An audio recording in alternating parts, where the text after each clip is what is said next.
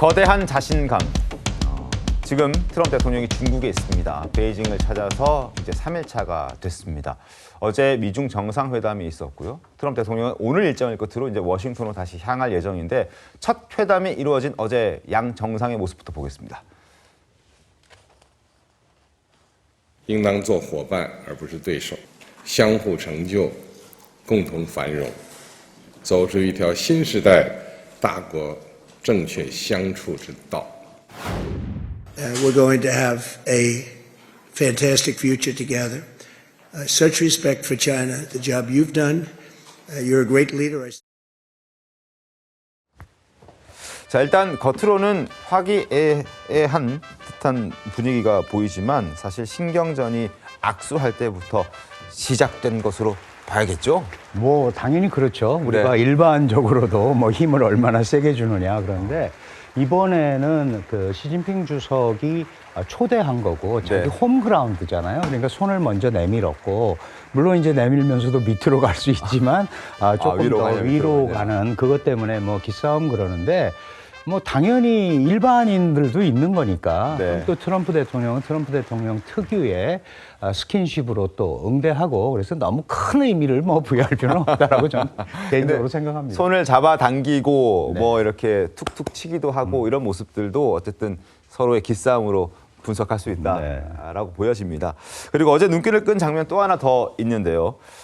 트럼프 대통령의 모습입니다. 바로 이 모습이죠. 평소 정한범 교수님 술 안 하잖아요. 트럼프 대통령 술 안 마시죠.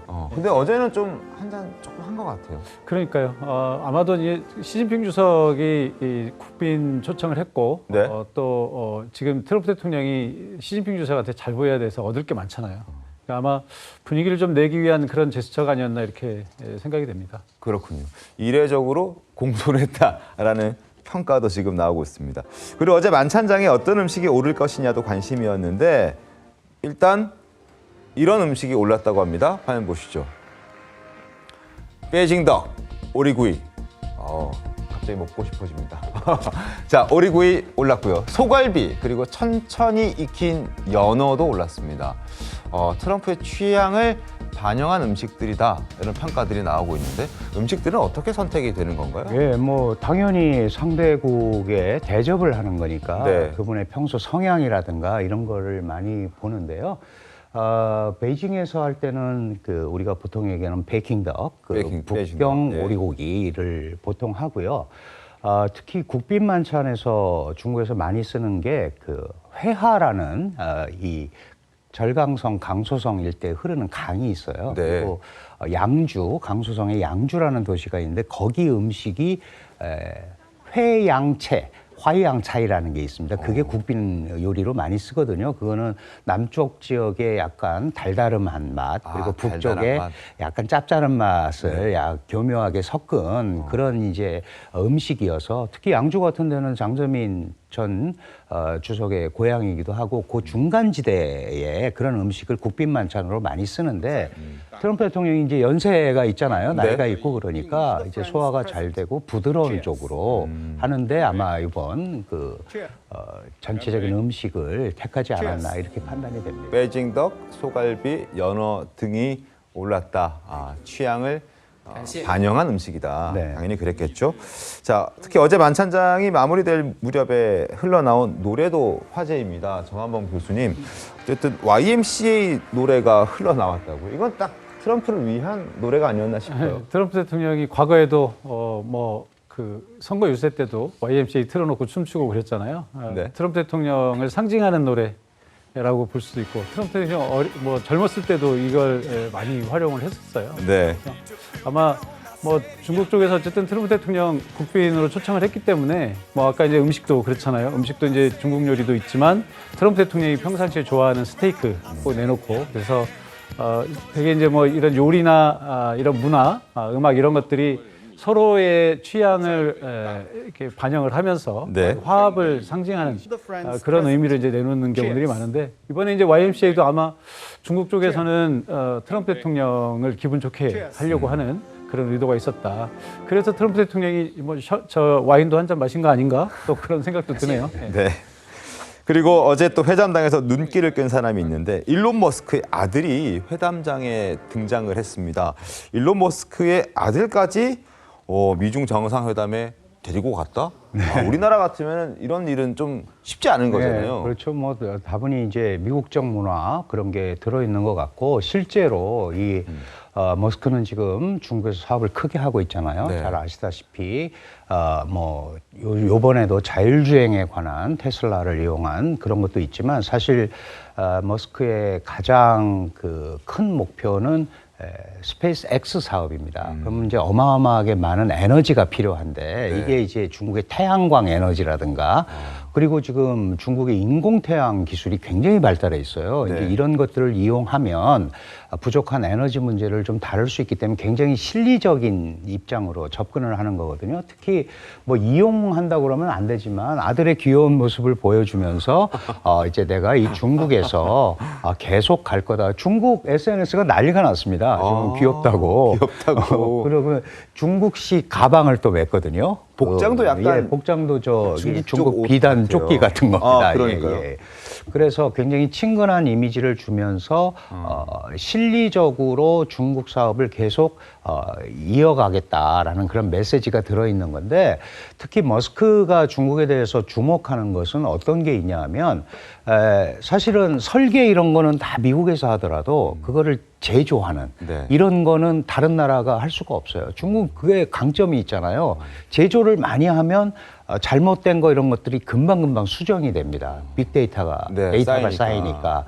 그래서 그런 것들을 극대화해서 자기 사업을 굉장히 실용주의적으로 접근하는 그런 모습의 단면이 아닌가 이렇게 판단이 됩니다. 알겠습니다. 자, 트럼프 대통령과 시진핑 주석이 만나는 정상회담 자리에 지금 테슬라의 머스크의 아들까지 등장했다. 그리고 또 한 사람 눈길 끄는 사람이 있습니다. 바로 이 루비오 장관입니다. 엄지척?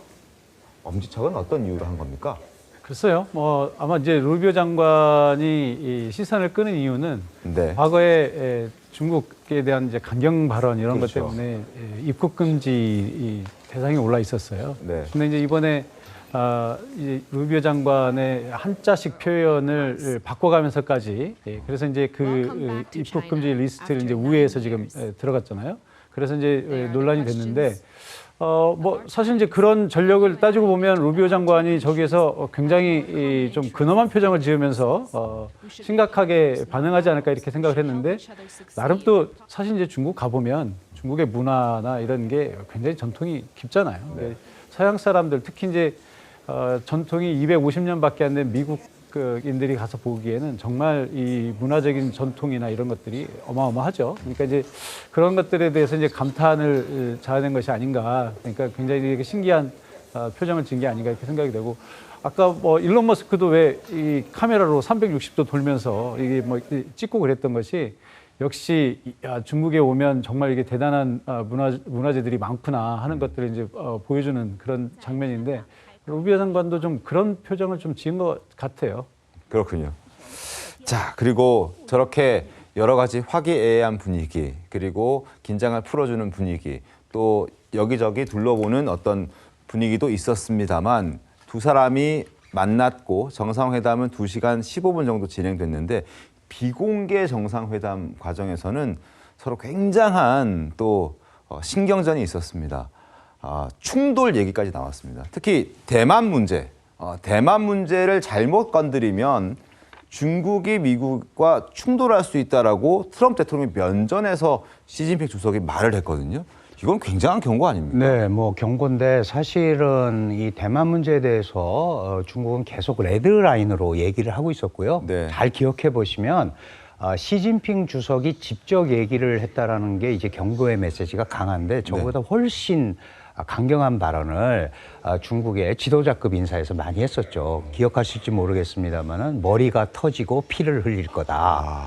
자기가 스스로를 불태우는 거다. 대만 문제를 건드리는 거나 이런 얘기가 있었는데 이번에 특별히 그 중국과 대만, 특히 대만 해협의 문제에 대해서 다시 한번 강경하게 이거는 타협의 여지가 없는 중국의 핵심 이익이니까 잘 관리했으면 좋겠다. 특히 시진핑 주석이 그런 말을 했어요. 이 중미 관계의 핵심 문제고 이거가 이 대만을 어떻게 관리하느냐, 대만 해협의 평화와 안정을 어떻게 관리하느냐가 중미 관계의 최대 공약수다. 그러니까 뭐 레드라인을 넘고 안 넘고 그거의 문제가 아니고 중국이 그렇게 이 부분에 대해서는 각별하게 신경을 쓰고 있으니까 미국도 그거를 우리의 입장을 충분히 고려해 달라라는 이제 의사의 표시죠. 그 이제 트럼프 대통령이 어떻게 반응했을지는 얘기를 안 하고 있으니까요. 거기에 이제 시진핑 주석의 얘기는 나오고요. 정한범 교수님. 근데 트럼프 대통령의 반응, 리액션이 아직까지 공개되진 않았어요. 좀 있으면은 뭐 입장을 밝힐 거라라는 백악관 관계자들의 목소리는 있었는데 어떻게 대응할까요? 대만 문제가 사실 지금 이제 미중 관계에서 여러 현안들이 있지만 가장 풀기 힘든 문제예요. 그러니까 대만 문제를 이제 잘못 건드리면 미국의 외교 전략 전체가 다 흔들리는 거거든요. 지금 트럼프 일기 이후로 트럼프가 가지고 온 이제 전 세계사적인 변화가 바로 이제 중동 중심의 세계 전략에서 중국 중심, 아시아 중심의 세계 전략으로 바뀐 거잖아요. 그래서 중국을 견제하는 것이 미국의 최고의 전략이고 그 핵심에 대만이 있어요. 그러니까 네. 과거에는 대만이 그냥 하나의 섬이었지만 지금은 중국을 바로 코앞에서 견제하는 아주 중요한 전진기지입니다. 그러니까 일본의 다카이치 총리도 대만 문제를 거론했다가 지금 중국과 아주 관계가 아주 나쁘잖아요. 지금 미국은 대만 독립까지 지금 생각을 하고 있었는데 중국의 외교 정책의 제1원칙은 하나의 중국입니다. 그래서 미국과 중국이 수교를 할 때도 과거에 우리나라도 그랬고 미국이 수교를 하고 있던 자유중국, 당시에 이제 자유중국이라고 불렸던 대만이죠. 거기와 단교를 하고 중국과 수교를 한 거잖아요.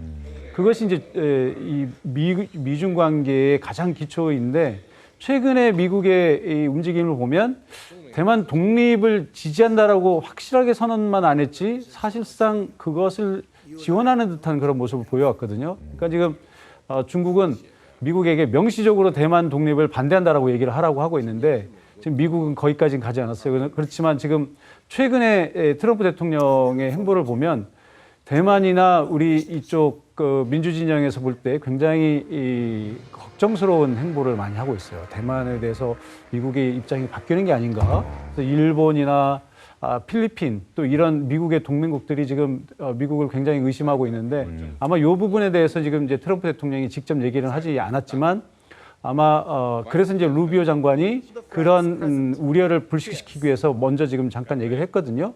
아마 이 부분에 대해서는 예스나 노를 명확하게 하지는 않았을 것이고 아마 중간 정도 하면서 신중하게 대응하겠다 내지는 기존의 이런 원칙에 큰 변화는 없다라는 선에서 중국과 정리를 하지 않았을까 이렇게 생각이 됩니다.